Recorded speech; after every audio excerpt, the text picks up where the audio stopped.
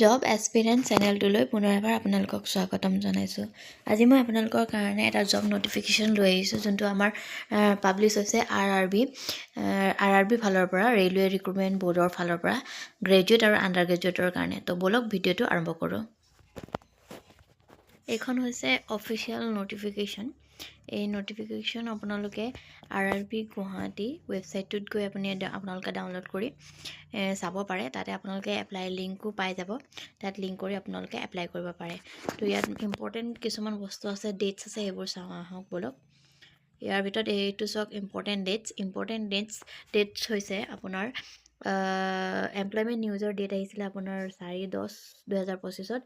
Opening date of online এপ্লিকেশ্যনৰ date 21/10/2025। 21 অক্টোবৰৰ পৰা আৰম্ভ হৈ গৈছে আৰু এইটো শেষ হ'ব 20 নৱেম্বৰ 2025। মোটামুটি এক মাহ আপোনালোকে অনলাইন এপ্লাই কৰিবলৈ সময় পাই যাব। আৰু last date of application fees payment হ'ব আপোনাৰ 22 নৱেম্বৰ 2025 চনলৈকে।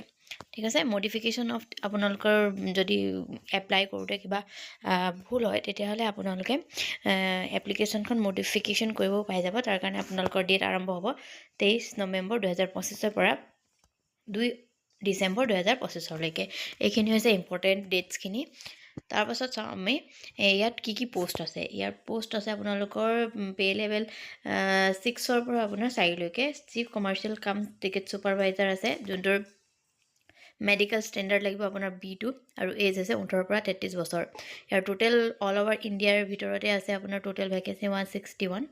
তাৰপাছত আছে 2 নম্বৰটো ষ্টেচন মাষ্টাৰ, যোনটো পে' লেভেল ভেকেঞ্চি হয় 6 পে' লেভেল ভেকেঞ্চি হয়। আৰু ইয়াতো মেডিকেল ষ্টেণ্ডাৰ্ড লাগে A2 আৰু এজ হৈছে 18 পৰা 33 আৰু টোটেল ভেকেঞ্চি আছে ইয়াত 615টা। গুড ট্ৰেইন মেনেজাৰ আছে, এইটো হৈছে পে' লেভেল 5ৰ পষ্ট আৰু ইয়াৰ মেডিকেল লাগে A2 আৰু ইয়াৰো বয়স হৈছে 18 পৰা 33 আৰু ইয়াত টোটেল ভেকেঞ্চিছ আছে 3416টা। জুনিয়ৰ একাউণ্ট এছিষ্টেণ্ট কাম টাইপিষ্ট, এইটো 5 পে' লেভেলৰ হয়। ইয়াৰ মেডিকেল লাগে C2, ইয়াৰ বয়সটো হৈছে 18 পৰা 33 বছৰ। ইয়াৰ টোটেল ভেকেঞ্চি আছে 9921টা। ছিনিয়ৰ ক্লাৰ্ক কাম টাইপিষ্ট, এইটো হৈছে পে' লেভেল 5ৰ পোষ্ট আৰু ইয়াত মেডিকেল লাগে C2 আৰু এজ হৈছে আপোনাৰ 18 পৰা 33 আৰু ইয়াৰ টোটেল ভেকেঞ্চি আছে 638টা। ট্ৰেফিক এছিষ্টেণ্ট, এইটো পে' লেভেল 4 হয়।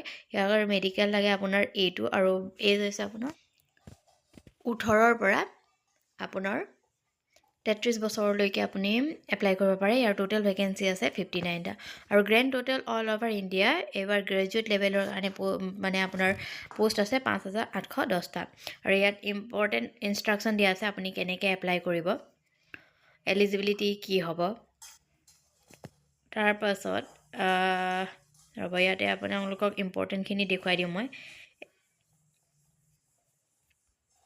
এইটো হৈছে আপোনাৰ মেডিকেলটো কোৱা আছে A2 B2 আৰু C2 মেডিকেল ষ্টেণ্ডাৰ্ড লাগিব। তাৰপাছত এইটো এজ গ্ৰুপটো কৈছোঁ। তাৰপাছত হৈছে আপোনালোকৰ examination fees for all candidate আপোনাৰ হৈছে 500 টকা আৰু তাৰপাছত আপোনাৰ যোনটো 500 টকাটো হৈছে, যদি আপোনালোক এইটো হৈছে ৰিফাণ্ডেবল। আপোনাৰ যদি আপুনি প্ৰথমটো এক্সাম CBT 1টো যদি আপুনি দিবলৈ বহে, তেতিয়াহ'লে এই এক্সাম ফিজটো আপোনাক ৰিফাণ্ড কৰিব। তেনেকৈ for candidate who belongs to SC ST ex servicemen PWD female transgender minorities EWS হয়, তেতিয়াহ'লে তেওঁলোকৰ ফিজটো হ'ব 250 আৰু এইটো হৈছে ৰিফাণ্ডেবল। এতিয়া এক্সাম পেটাৰ্ণটো আমি চাওঁ। এক্সাম পেটাৰ্ণটো কেনেকুৱা হয়।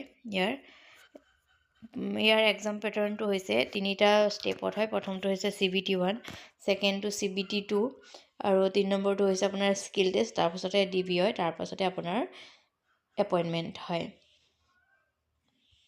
এইটো হৈছে ষ্টেজ 1 কম্পিউটাৰ বেছ টেষ্ট হয়, যোনটোত আপোনাৰ 90 মিনিট মানে 1.5 ঘণ্টা সময় দিয়া হয়। তাৰ ভিতৰতে আপোনাৰ জেনেৰেল এৱাৰনেছত 40 কুৱেশ্যন, মেথমেটিক্সত 30 আৰু ৰিজনিঙত 30। তো টোটেল কুৱেশ্যনছ হয় 100টা।